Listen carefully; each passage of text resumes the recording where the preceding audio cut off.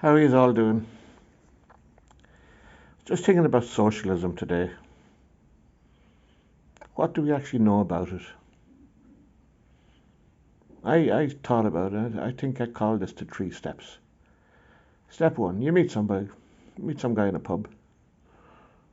He starts talking about socialism and he starts saying, it's for equality, better working conditions, sexual freedom. We're all equal again. And you think, can't argue with that, can you? I mean, how could anyone be against it? Then he says, you're going to earn better money, you're going to have better trade unions, you're going to get better pensions. Cops can't beat you up the way they used to. The priests can't rape you the way they used to. The politicians can't be bundled up with our buddies the way they used to. Because socialism takes care of all that. Oh, and by the way, it gets you better buses, it gets you better trains, it gets you better aeroplanes. And you think to yourself, how could you be against that? How could anyone be against it? And then the third step, you meet him for the third night. And you say to him, where do you stand on immigration? And of course, he's full square behind immigration. It's a human right. Nobody can be deported because that's not a human right. And it becomes a little bit fuzzy then, doesn't it? You say, but sure, if everybody comes here, work will disappear. We're not going to start creating jobs that fast.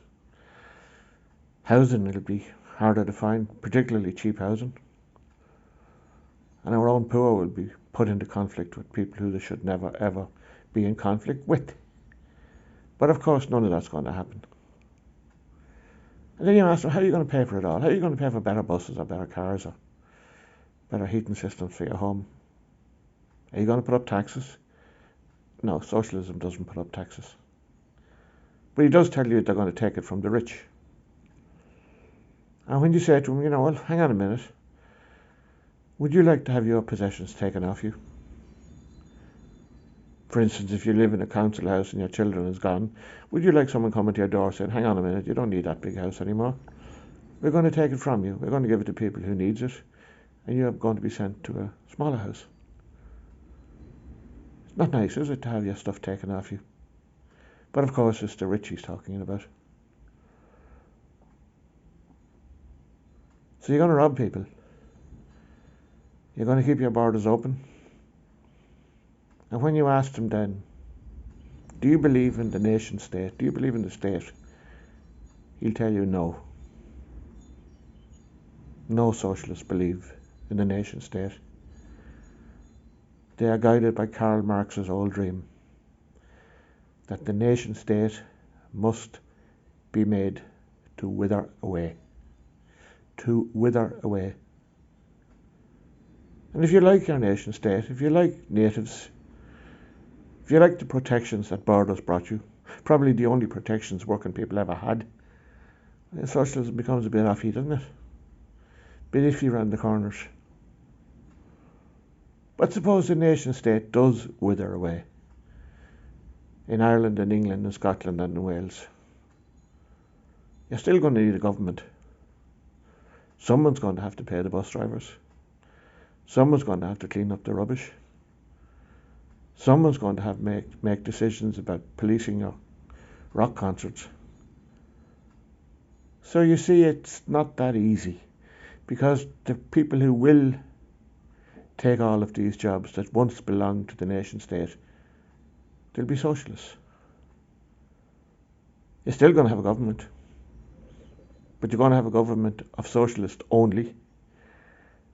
And if you start differing with them, then you're in trouble. You can differ with capitalism till the cows come home, till the moon turns upside down. Nothing really will happen to you.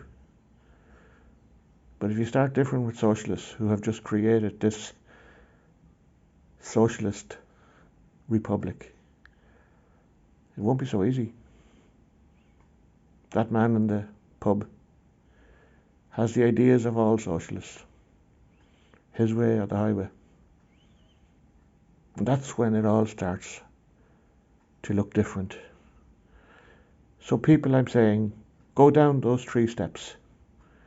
The first step, socialism, is beautiful. The second step is not so beautiful. And the third step, you're imprisoned, whether you like it or not.